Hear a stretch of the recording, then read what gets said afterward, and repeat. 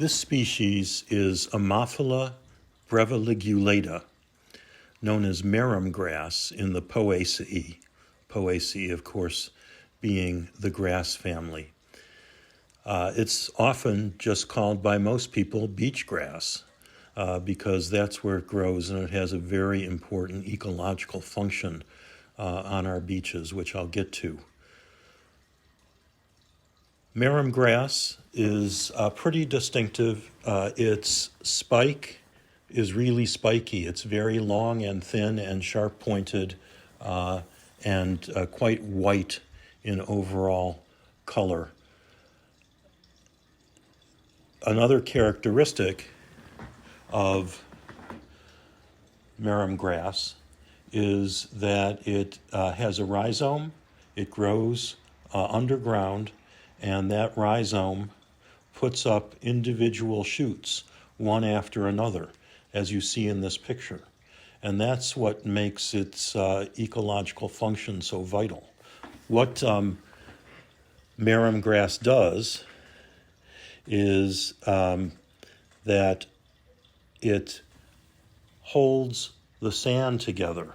As stated in the flora of the Chicago region, this is a common grass along Lake Michigan, but extremely rare from the lake. Along Lake Michigan, it occurs in the zone of actively moving sand on the storm beach, where its swards form the first line of defense against the power of offshore winds and waves.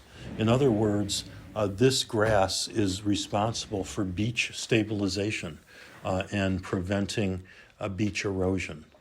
When you look at its range map, it's got an extraordinarily interesting range map, and you can see how it grows mostly just around the Great Lakes and somewhat on the Atlantic seaboard.